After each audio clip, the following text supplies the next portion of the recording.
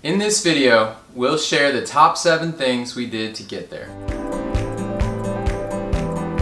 Hey guys, before we get started, we want to introduce ourselves. I'm Jared, and this is my wife Amber. We've been married for 9 years, and we have 3 crazy kids that you just met in the beginning of the video. I majored in computer science, and I've been working in business development and been working for a small tech company for the last 15 years. And I have a degree in sports management. I was a public school teacher for 7 years in high school.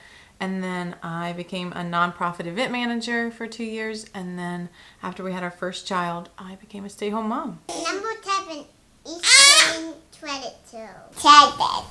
As we talk about increasing our credit scores, I wanted to share a big mistake that I made. When I was younger, I had a lot of great credit history and I had multiple cards and accounts. I was taught that what I needed to do was pay off the balances and then close the accounts. And I thought that was like the best thing I could do to build up my credit score. And then I later found out in Credit Karma that the reason for that was as soon as I closed those accounts, all that information was essentially deleted from existence. And it was as if I never had any of those credit cards or accounts. Yeah, so like Jared said, we actually used Credit Karma to track our credit scores. We studied the credit report that they sent to us, and we followed their recommendations and their insights that they gave us to really boost our credit back up. Credit Karma actually gives you credit card utilization. It shows you any derogatory remark. It shows you your payment history, your total accounts that you have. It shows you the age of your credit history, and then it also shows you the number of hard inquiries that you have. So for us, we used it and we looked at those and we saw in the red, it was like the age of the credit history was very red and like there was nothing there. It might have been like we have 2 years of credit history or something. Yeah, it seemed really odd to us that we were strong in all the other categories except for that. So what we did is we actually added Jared as a authorized user to my card, which was a Victoria's Secret card that I got when I was 18 years old. So it's a 17-year-old card. And that is our oldest card that we have. For us, the big takeaway was don't cancel your cards, and then make sure that you annually kind of like purchase something on it to keep it in good standing so that you protect that card and then you can continue having that age of credit. Make sure you stay tuned. We're going to share some more videos about how we use Credit Karma to really benefit us and our family. Tips, monthly budget. Number 6 and Monthly budget. monthly budget. So early on in our relationship, we didn't have a budget. Here's some examples of how we managed our money, which some of them are kind of funny. We bought 2 jet skis on a credit card, and I've never heard of anybody doing that. And when we were there, they thought we were crazy. We had a high mortgage payment on a lake house. We spent over $1,000 a month on restaurant and groceries. Really, those numbers, we didn't know at the time how much we were spending. We just found that out after the fact. For at least for like 6 months straight, we were spending $1,000. I was.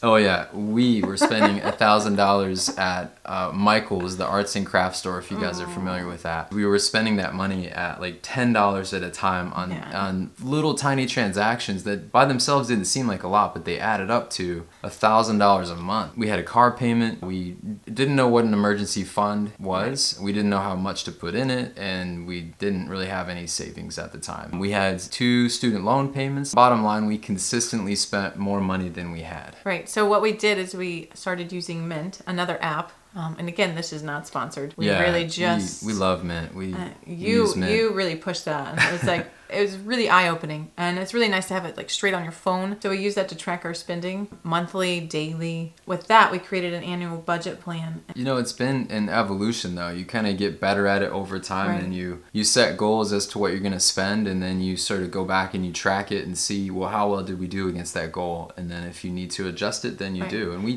did that for years. Yeah, and it's nice that, it gives you, it's color-coded, green, red, and yellow. And so it kind of tells you like you're on track or you're not on track. So you can kind of dial back or kind of save that money. So it's nice. It's a nice visual. What we do is we actually also meet with each other, and we try to do that on a monthly basis to talk about our budget for that month, that previous month, and then looking forward into the next month and then throughout the year too. On this channel, what we hope to do is we hope to share how we use Mint to actually track our spending and then to transform our financial outlook.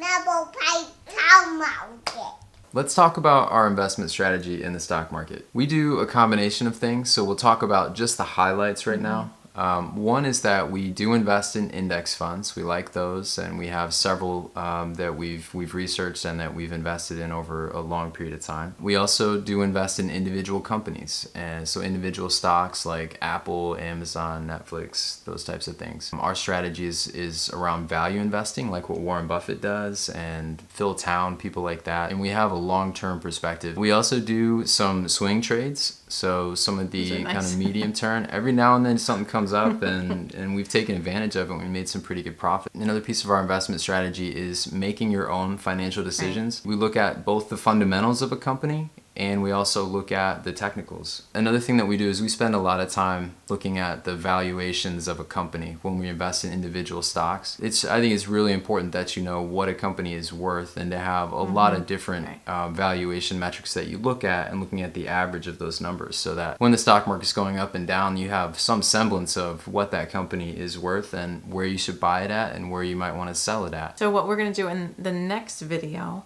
is we're going to share some of our secrets about how we've grown our portfolio to over $1 million over the last 15 years. Number 4, house flipping. Oh, house flip. So we're here at our new house. It's going to be finished in June, and we actually signed the contract in April. And now this house is $170,000 more than what we signed the contract for. And our last 2 houses that we sold, we made $100,000 in those. And we did that by buying in a phase 1 development. We were able to also buy in a neighborhood that was in a good school district. We also really upgraded high impact areas of the house that made sense for ourselves and buyers potentially. Did a pre-sale inspection for our houses, and then we also did professional staging and photography. So we want you guys to subscribe, and we'll tell you more about this story and more about our last house, how we sold it for $40,000 more than what we paid for it in 8 months. Number 3, cat. So this next one, of all the things that we've talked about, is probably the most difficult. Yeah, I agree.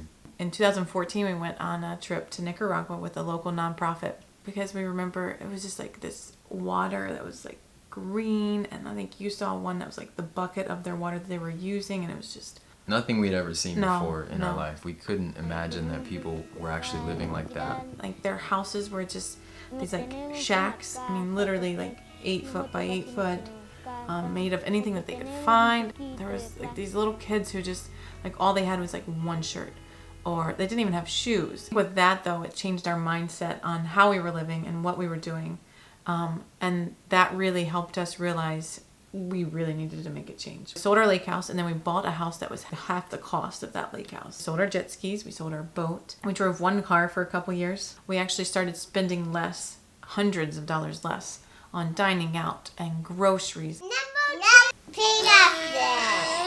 Early on in our journey, we owed $30,000 on high interest credit cards. When we had that, that was a big hurdle that we had to overcome in order to get to where we are today. So we did some research on different methods to pay off that debt. One of the things that we came up with is to pay off the card that has the highest interest rate. Right. And then once you pay that off, you take that amount that you were paying the monthly payment on and you pay that to the next credit card that you have with the next highest rate. So once we did that and we got the credit cards out of our lives, we were able to then apply that to savings and investments and things like that that could actually start building wealth for us. So make sure you subscribe to learn how you can actually pay off your high interest debt quickly, like we did, and find the best credit cards. Number 1,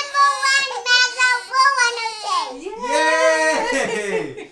So the most impactful thing we did was to contribute to our 401k, and not only contribute to that, but to actually max it out. I was doing this actually when I was making $35,000 right out of college. As we were, again, while we were preparing for this video, we did some research and looked at our last 15 years of income, and surprisingly, the average income was $75,000. So not a very high income, but we were still able to max out our 401k and become millionaires like we've talked about in this video.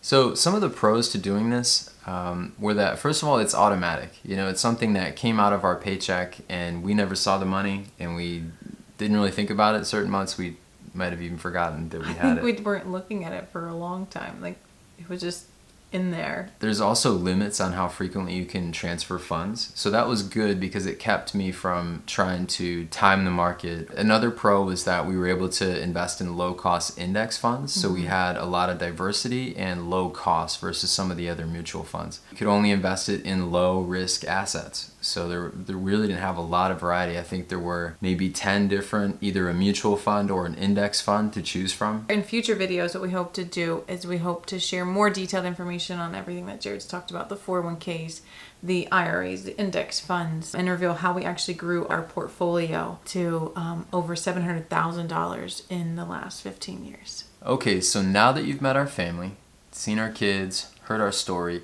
we wanted to share how becoming millionaires at age 35 has affected our life, how it's impacted us. We've had definitely less financial stress and anxiety, less arguments related to money, more financial independence, more freedom, the ability to retire early. And I say retire early, but it's not just retiring early. It could be retiring to do something that you're really passionate about. Right. It could be something that you want to, maybe you want to go part-time instead of full-time. Some other ways that it's impacted our life, we're able to support our kids, 3 kids, maybe 4. Not pregnant right now, but in the future, 4.